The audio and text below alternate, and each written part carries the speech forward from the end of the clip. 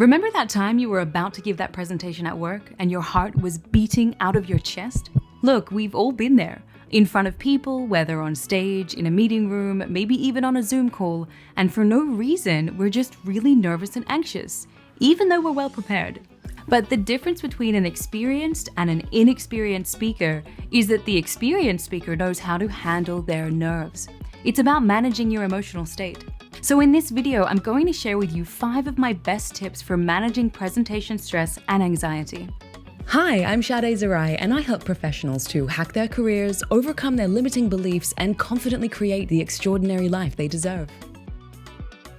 Now, for a little bit of background, I'm also a professional speaker invited to speak at events around the world, and a former 3-time Australian Latin dance champion.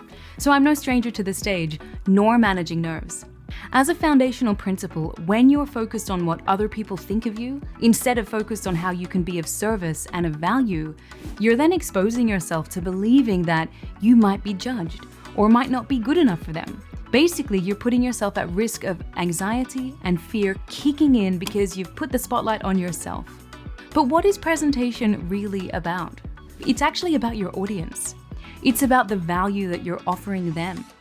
So the number one thing in any presentation, and don't let anyone tell you otherwise, is your audience. When you're focused outwardly on how you can give value and actually improve the conditions of your audience, the people who are listening to you, you're less likely to remember your own shortcomings. And your mind will seek the best possible ways that you can present value. It doesn't give time for your imagination to wander. It doesn't allow the inner critics to take over. It takes you out of that fear mode and switches on your prefrontal cortex. So here are my 5 simple tips guaranteed to calm those nerves and give you a more confident presence. The very first one is powerful posture. When experienced speakers speak, they can still feel the nerves. I can absolutely vouch for this. Their heart rate still increases, their breathing quickens, but instead of doing what a lot of people feel like doing, which is listening to their body and rocking backwards and forwards in the fetal position in the corner, they do quite the opposite. Research has shown that your physical posture changes how you feel. For example, how would someone sit when they're sad? Probably hunched over, head down. Through what we call a postural feedback loop, the brain picks up on the posture of the body and the physical cues, and it responds by reinforcing the emotion of sadness. This affects the posture even more, and then you've just created a negative feedback loop, and someone's sadder than they really needed to be. So how can this actually help you with nerves? Well, according to research, it turns out that you can hack this loop by changing your posture. And that's exactly how experienced speakers hack their nerves. Imagine that you're in front of an audience feeling nervous, but instead of letting your posture shrink away, you adopt an open and expansive posture. You keep your arms open and wide, shoulders back, chin slightly raised. This allows oxygen into your lungs to re-engage the prefrontal cortex, and by commanding a powerful stance, you can make yourself actually feel more powerful due to postural feedback. And when you feel more powerful, you look more powerful. So when you stand in front of an audience of any size, you want to be consciously large, expansive, take on a broad posture, consciously confident. Even if subconsciously you're not quite feeling it yet, still do it, because the confidence will come. My second tip is coffee cup eye contact. When you're looking and talking to your audience and you're feeling the nerves, a lot of people will tend to only look at one part of the room or familiar faces, or their eyes will dart around too quickly. This is a telltale sign that you're nervous.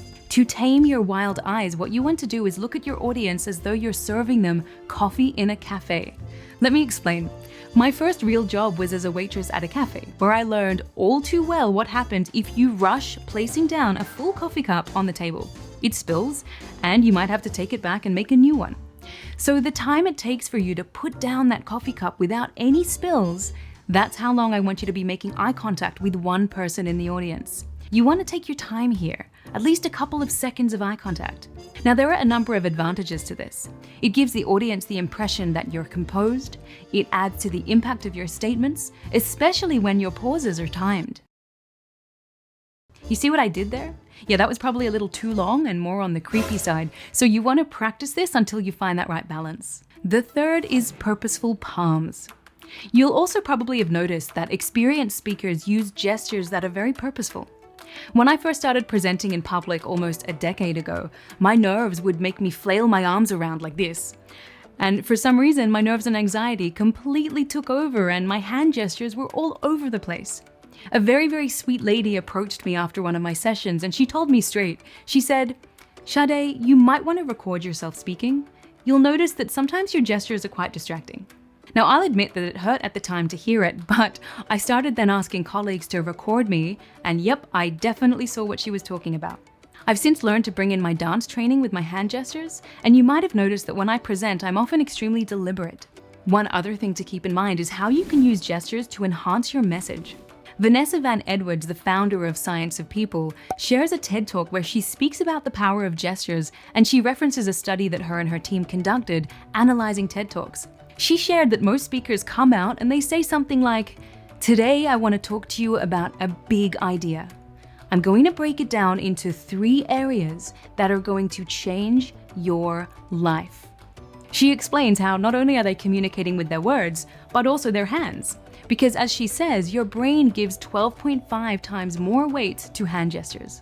There's a lot of power in mastering your hand gestures when communicating an idea. So make sure that you consciously practice gesturing for your next presentation with purposeful palms. The 4th tip is a really important one, and it's the belly breath. I'd argue this one's possibly the most important tip, and you should practice it even before you start speaking. When your amygdala has been pressed in your brain, your heart rate increases and your breathing quickens and becomes more shallow. This is brought on by your fight or flight response. So my biggest piece of advice is before you're about to go in front of any audience to speak, practice belly breathing, diaphragmatic breathing. Then, when you're actually presenting, use breath as a tool to slow yourself down. Use it for dramatic effect, to make a point, to separate your sentences or your ideas. And this is especially important if you tend to speak faster when you're nervous. I can relate to that. Once I'd learned about how I could play with breath throughout presentations, my whole presentation game changed and my nerves calmed. And the final tip I want to share with you is to feed your thoughts first. It all starts in your mind with what you're telling yourself about your ability to present. This is called cognitive appraisal, how you explain something to yourself. I've heard professionals say to me, "I'm worried that people will secretly laugh at me. I hate presenting because I feel like I'm being judged. I get shaky and my voice quivers. I'm terrible." Your brain has a remarkable way of making you feel whatever thoughts you're feeding it. So if you're feeling nervous, you usually have nervous thoughts, right? Like, "I'm so nervous, this is going to be bad, I'm going to mess up." And then, because of a whole range of cognitive factors, and through the fact that your thoughts do influence your emotions and how you feel, this shapes your performance.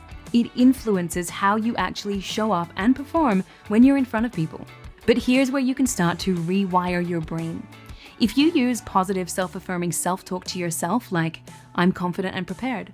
I'm delivering a valuable presentation. This is a really great opportunity to help my clients," you will start to feel the difference.